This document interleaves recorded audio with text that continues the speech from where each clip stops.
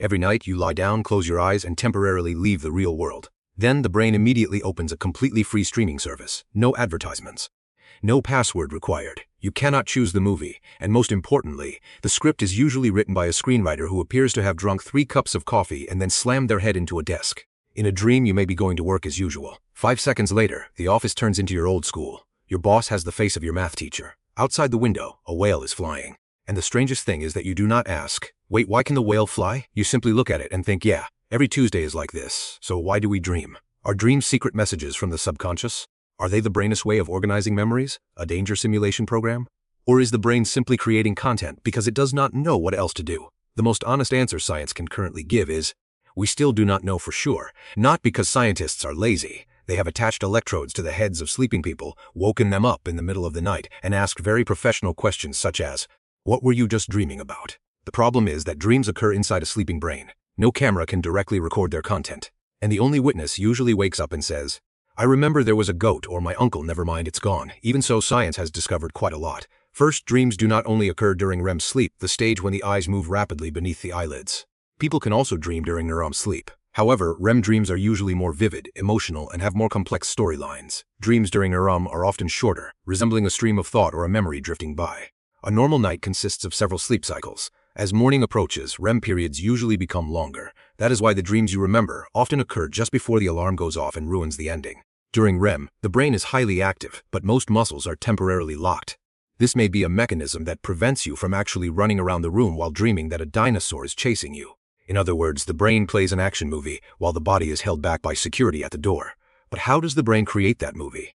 Research using high-density electroencephalography has found that whether a person has a dream experience is closely related to activity in a posterior region of the cerebral cortex, sometimes called the posterior hot zone. This area is involved in processing images, space, faces, movement, and bodily sensations. When it becomes active in a certain way, an inner world can appear even though the eyes are closed and the room is completely dark. Networks related to emotions and memories are also highly active in many dreams. Meanwhile, some systems that help check logic and detect contradictions do not operate in the same way as they do when we are awake. Therefore, the brain can construct an elephant riding a motorcycle, and the review department simply says, "I see no problem, let it air." When we are awake, our experience is created by combining memories, predictions, and information from the senses. If the brain predicts that there is a tiger in the room, but the eyes do not see a tiger, the ears do not hear a tiger, and the cat is still sleeping very peacefully, that prediction will quickly be rejected. But during sleep, data from the outside world decreases sharply. The brain continues to create images and predictions, but there are no longer many real signals available to correct errors. Dreams are therefore like a virtual reality system running entirely on internal data. One of the most famous explanations is the activation synthesis hypothesis, proposed by J. Allen Hobson and Robert McCarley in 1977. According to this idea, during REM sleep, internal neural activity stimulates sensory, memory, and emotional networks. The cerebral cortex then tries to assemble those signals into a meaningful story. This is also what humans often do when faced with chaotic data. See 3 dots on a wall? A face. Hear a noise in the kitchen at 2 in the morning? A ghost. See random signals in the brain? A feature-length movie, with a plot that is not allowed to be questioned. However, dreams may not simply be meaningless byproducts. One important hypothesis suggests that dreams reflect memory processing. During sleep, the brain reactivates networks that were previously used while learning and experiencing the world. It may strengthen important information, connect new knowledge with old knowledge, and reorganize memories. In one experiment, participants learned how to navigate a virtual maze. Those who later dreamed about elements related to the task showed greater improvement in performance after sleep. But this does not mean that dreams directly create the ability to remember. Researchers cautiously suggest that both dreaming and improved memory may be the results of the same memory reprocessing process taking place in the brain. The brain also does not replay memories like security camera footage. It edits them. It takes your current house, connects it to the hallway of your elementary school, adds a friend you have not seen in 10 years, and then gives the role of the villain to a chicken. Hollywood calls that creativity. The brain calls it 3 in the morning.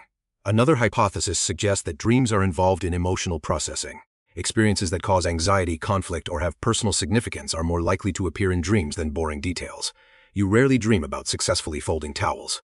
But an unpleasant comment from 3 years ago? The brain may replay it at 2:47 in the morning in 8K quality. Some studies suggest that dream content is related to the way emotional memories are processed overnight. However, this field has not yet proven that the dream story itself causes emotional changes. There is also a hypothesis that dreams are survival simulation rooms. In them, the brain practices escaping, facing danger, protecting loved ones, or resolving social conflicts. This may partly explain why we often dream about being chased, arriving late, taking an exam without studying, or trying to run while our legs function like two strands of noodles. However, threat simulation theory remains controversial. The fact that a dream contains danger does not automatically prove that dreams evolved to practice survival. Sometimes you dream about being chased by a crocodile. Sometimes you dream that you are arguing with a refrigerator. Evolution was probably not thoroughly prepared for the second situation. A more unusual phenomenon is lucid dreaming, when the dreamer realizes that they are inside a dream. Scientists have verified this phenomenon by asking dreamers to perform a previously agreed-upon sequence of eye movements.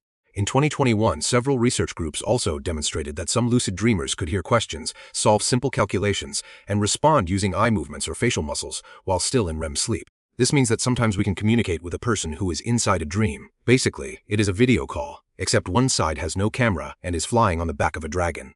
So why do most dreams disappear immediately after waking up? It may be because the brain does not encode memories during dreams in the same way it does while awake. We also rarely deliberately think, "This is important information. I must save it for tomorrow morning." When we wake up, light, sound, phones, and a flood of new signals immediately rush in. The fragile memory of the dream is quickly pushed aside. Therefore, not remembering dreams does not mean that you do not dream. It only means that the brain played the movie but forgot to turn on the viewing history function. And what about those dream interpretation dictionaries? Science currently has no evidence that one symbol always carries the same meaning for everyone. Dreaming about snakes does not necessarily signal betrayal. Dreaming about losing teeth does not prove that a major event is about to happen. And dreaming about an ex sometimes simply means that the brain found an old file and accidentally opened it. Dreams may reflect real emotions and concerns, but their meaning depends on personal memories, circumstances, and experiences. In the end, why do we dream? Perhaps because the brain is consolidating memories. Perhaps because it is processing emotions. Perhaps it is testing future situations. Perhaps it is assembling neural signals into a story. And it is very possible that dreams are the result of several processes happening at the same time, rather than serving a single purpose. Recent scientific reviews still conclude that the exact physiological function of dreams has not been determined. The body sleeps. The senses temporarily withdraw from the world.